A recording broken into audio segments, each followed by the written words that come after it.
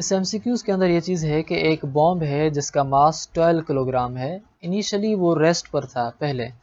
जब वो एक्सप्लोड होता है, जब वो फटता है, तो वो फटता है 2 टुकड़ों में, इनटू 2 पीसेस। उसमें से एक टुकड़ा 4 किलोग्राम का है और दूसरा टुकड़ा 8 किलोग्राम का है। अब यहाँ तक जो हमें इन्फॉर्मेशन है वो हम लिखते हैं कि टोटल जो बॉम्ब है वो 12 किलोग्राम का है। उसमें से जो एक टुकड़ा निकला वो 12 किलोग्राम का है और दूसरा जो टुकड़ा निकला एक जो उसका जो पीस है वो 4 किलो केजी का है। दूसरा जो इसका पीस है वो 8 केजी का है। अब सवाल है कि दूसरी इंफॉर्मेशन है कि the speed of 8 kilogram mass is 6 metre पर सेकेंड। इनमें से जो टुकड़ा जिसका मास 8 किलोग्राम था उसकी जो वेलोसिटी है, उस वेलोसिटी को हम v2 कह रहे हैं और वो वेलोसिटी है 6 मीटर पर सेकेंड।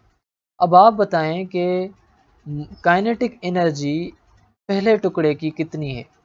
अब आपको काइनेटिक एनर्जी अगर इस टुकड़े की मालूम करनी है तो सबसे पहले इस टुकड़े की आपको वेलोसिटी v1 चाहिए। तो आपको जो डेटा में गिवन है वो मास 14 किलोग्राम गिवन है, जो पहला टुकड़ा था। दूसरा टुकड़ा जो है वो 8 किलोग्राम है। मास दूसरे टुकड़े की जो वेलोसिटी है वो v2 है। बताएं कि काइनेटिक एनर्जी पहले टुकड़े की क्या होगी। अब काइनेटिक एनर्जी पहले पीस की हम मालूम करेंगे उस टुकड़े की वेलोसिटी में से, और उस टुकड़े की वेलोसिटी हमें मिली हुई नहीं है, तो हमने लिख दिया कि v1 पहले हम मालूम करेंगे, फिर हम जो है काइनेटिक एनर्जी वन पीस की मालूम करेंगे। तो इस हिसाब से हमने फार्मूला लिखा कि P इज इक्वल टू बराबर है mv के। यहाँ आपके पास दो पीसेज हैं तो दोनों की जो according to law of conservation of linear momentum m1 v1 is equal to m2 v2 है। m1 की जगह आपने मास लिखा 4 किलोग्राम, v1 की जगह आपने लिख दिया v1 क्योंकि आपको मालूम नहीं है। m2 की जगह आपने लिखा 8 और v2 की जगह लिखा आपने 6 जो कि गिवन है। अब आपको मालूम करनी है v1, तो v1 के साथ जो चीज़ मल्टीप्लाई में है जब दूसरी साइड जाएगी तो वो हो जाएगी डिवाइड में। तो 48 डिवाइडेड बाय 4 जब आप करेंगे तो आपको जो वेलोसिटी v1 का वैल्यू मिल रहा है वो मिल रहा है 12 मीटर पर सेकेंड।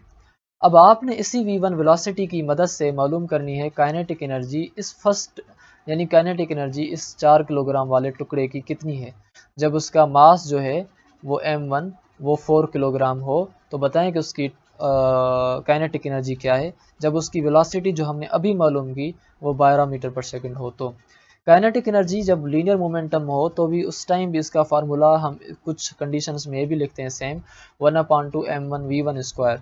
1/2 की जगह 1/2 लिख दिया हमने, v1 m1 की जगह हमने लिख दिया 4 और v1 की जगह हमने लिख दिया 12, लेकिन v1 के ऊपर स्क्वायर है तो हमने 12 के ऊपर भी दे दिया स्क्वायर। अब ये 2 कैंसिल कर देगा इस 4 को तो आपके पास बचेगा सिर्फ 2, और 12 स्क्वायर जब आप करेंगे तो आपको आंसर मिलेगा 144, और 144 जब मल्टीप्लाई होता है 2 के साथ तो आपको जो काइनेटिक एनर्जी मिल रही है वो 288 जूल मिल रही है।